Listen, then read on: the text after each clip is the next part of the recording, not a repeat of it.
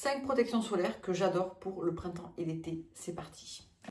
Bonjour à tous, on se retrouve aujourd'hui pour une vidéo spéciale protection solaire. Je fais ça quasiment chaque année parce que je trouve que c'est très important de se protéger du soleil, surtout quand on prend soin de sa peau, qu'on veut travailler sur l'éclat, les taches, les rides. Si on ne se protège pas du soleil, on va balayer d'un revers de main tout ce qu'on a fait pendant des mois et des mois. C'est hyper important de vraiment se protéger du soleil, de l'impact que le soleil et les UV ont sur notre peau pour le vieillissement, pour au-delà des raisons de santé, parce qu'il y a aussi vraiment une question de santé là-dessus. Vraiment, si vous êtes skincare addict, vous ne pouvez pas passer à côté de la protection solaire. C'est vraiment le produit qui va faire que tout le reste va fonctionner et va durer dans le temps. C'est vraiment hyper important. J'en ai 5 à vous présenter aujourd'hui. Je vous fais ça chaque année, donc j'essaie de ne pas être redondante dans les propositions que je vous fais. On va commencer avec celle-ci. Donc, il n'y a quasiment que des protections solaires asiatiques. Il y en a une qui n'est pas asiatique, mais je vais vous la présenter pour une autre raison. La Ali, donc c'est la gel UVX. Je trouve que celle-ci, si vous avez la peau, et c'est un peu le cas pour toutes celles-ci, puisque c'est mon cas, si vous avez la peau mixte à grasse, normale mixte à grasse, elle est vraiment parfaite. Elle a une texture qui va, dans un premier temps, laisser un petit voile blanc, mais qui ne va pas du tout durer sur la peau. Moi, j'ai vraiment une carnation, je ne suis pas très claire de peau, j'ai une carnation qui est plutôt médium, light medium, on va dire, et je vois un petit voile blanc quand je l'applique, ce qui ne dure absolument pas. Là, j'en ai mis même beaucoup pour ma main.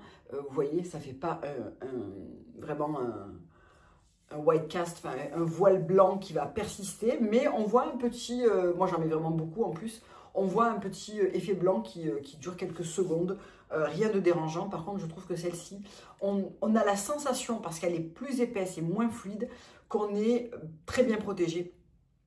Je trouve aussi qu'elle ne me fait pas briller dans la journée et elle fait une super bonne base de maquillage. Donc ça, c'est important. Elle ne va pas être matifiante, mais elle ne va pas vous faire briller. Et je trouve que vraiment, la texture est très agréable, pas collante, pas épaisse, malgré que la crème soit plutôt enveloppante, vous voyez.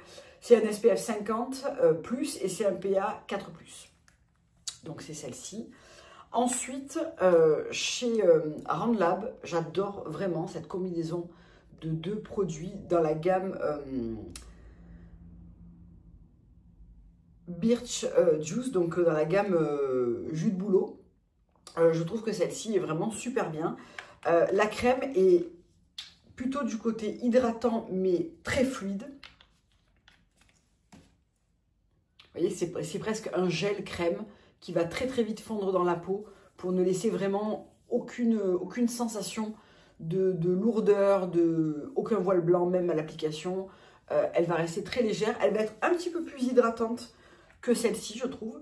Elle est hyper agréable. Elle est numéro 1 depuis des années sur les produits coréens. Franchement, je comprends pourquoi. Hein. Elle est vraiment efficace. Autant que puisse l'être la Skin Sencha, la Skin 1004, toutes ces crèmes dont on a beaucoup entendu parler, toutes ces crèmes solaires dont on a beaucoup entendu parler, celle-ci ne fait pas exception, elle est excellente. C'est un SPF 50, PA 4+, pareil. Et vous avez également le stick dont je me suis beaucoup servi au ski notamment, et qui je trouve, donc je l'ai bien utilisé, et qui je trouve est très très bien pour faire des retouches dans la journée. Je m'en suis même servi pour mon fils parce que j'avais que ça dans ma poche et vraiment super. Quand vous appliquez un stick solaire, il ne faut pas faire juste un swipe, faire juste un passage. Il faut quand même en faire pas mal pour couvrir. Je trouve que c'est aussi très bien pour faire le cou, les oreilles, le dessus des mains. Ouh, le dessus des mains. Voilà. Je le trouve très très bien, si ce n'est qu'il faut que je le renclenche. Voilà. Que je le renclenche un petit peu pour qu'il tienne. Je trouve que ce stick est très bien et je le préfère finalement au Beauty of Joséon qui est un stick genre matifiant mais qui a tendance à faire un peu plus d'épaisseur. Celui-ci est plus fin. J'ai tendance à préférer. Toujours dans la K-Beauty, celui-ci, dont je crois que ça fait la 2e ou 3e année que je vous en parle, c'est mon 3e tube. C'est la Vitacy Dark Spot Care Sun Serum. Là, on a vraiment un sérum assez différent de ce que je vous ai présenté précédemment. On a vraiment un gel sérum, un petit peu avec comme des petits grains à l'intérieur qui va fondre dans la peau, donc ça fait vraiment un gel qui va fondre. On y retrouve de la vitamine C, des agents anti-taches. Il a un fini gel légèrement glowy, mais pas gras. Vraiment, c'est plutôt un côté glass skin, mais sans le côté gras. Alors là, j'avais déjà appliqué de la crème dessous, plus ma crème pour les mains avant, donc il va paraître un peu plus brillant, encore que. Il fait vraiment une super jolie peau. C'est mon préféré en hiver. Vraiment, je l'ai porté tout cet hiver. Et d'ailleurs, je crois qu'il ne doit pas m'en rester beaucoup parce que le tube est assez léger et je le trouve vraiment excellent. Le dernier, et celui-ci, c'est un de chez Nuance. Il va vraiment s'adapter aux peaux grasses qui cherchent dans leur crème solaire de la matité et une base de maquillage mat pour pouvoir se maquiller et avoir un effet vraiment floutant, matifiant tout au long de la journée. Je m'attendais pas, je sais pas trop à quoi je m'attendais quand j'ai vu ce soin solaire finition mat. Je trouve qu'il y a beaucoup de très mauvaises versions de solaire qui sont ultra mat parce que ça laisse un côté un peu grisâtre, un peu pelucheux sur la peau et tout. C'est pas du tout le cas de celui-ci. Donc c'est un UVA 50 mais un SPF 30. C'est plutôt une crème solaire qu'on va utiliser en ville quand on ne va pas s'exposer énormément, qu'on veut se protéger, ou les jours un peu comme aujourd'hui où c'est nuageux. Ce n'est pas une protection aussi forte que ceux que je vous ai présentés précédemment, tout simplement parce que le SPF est de 30 et l'UVA est de 50. En revanche, si vous cherchez de la matité, c'est comme une crème fouettée mat, qui paraît comme ça épaisse mais qui va fondre très très vite dans la peau pour laisser vraiment un voile floutant et matifiant qui est incroyable pour se maquiller par-dessus, notamment quand il va faire chaud, quand il va faire humide.